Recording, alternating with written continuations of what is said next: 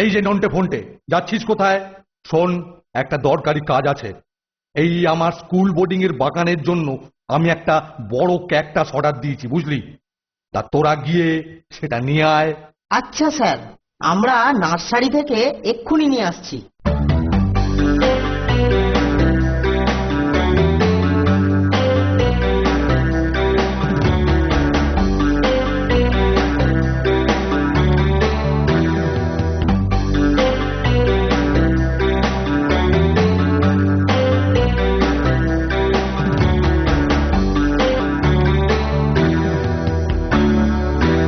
সাবধানে নিতে হবে, না হলেই কাঁটার খোঁচা খেতে হবে। একটা বড় ঠোঙা ঢাকা দিয়ে নিলে ভালো হয় না বোনটা?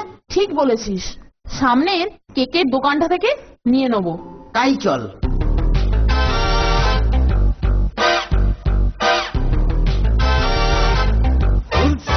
নন্টে আর ফোনটে বিরাট একটা ঠোঙা ভর্তি কেক নিয়ে আসছে, টেস্ট করে দেখতে হবে।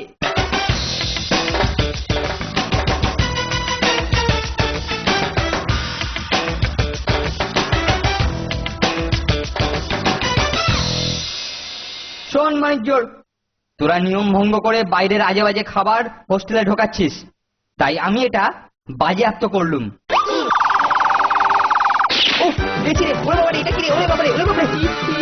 ঠোঙায় ক্যাকটাস ছিল।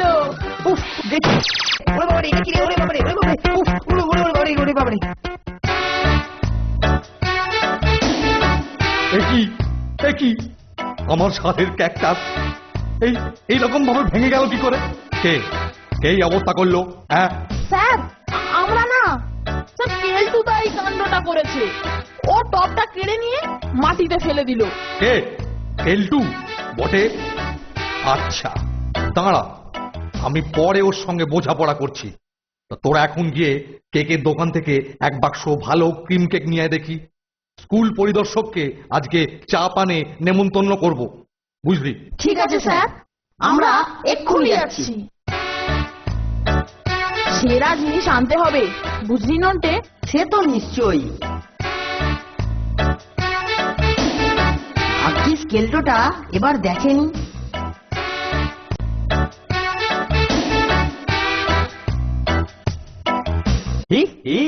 নন্টে আর ফোনটে এবার এক বাক্স কেক নিয়ে আসছে।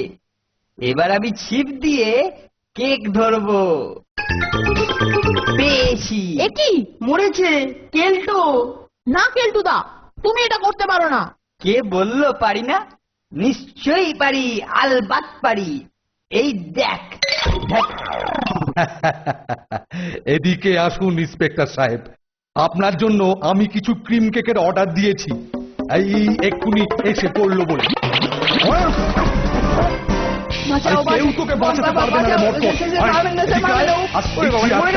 মাথায় ভেঙে বাঁচাতে পারবে। কেলটোর সঙ্গে বোঝাপড়া করতে বেশ টাইম লাগবে বলে মনে হচ্ছে, তাই না রে?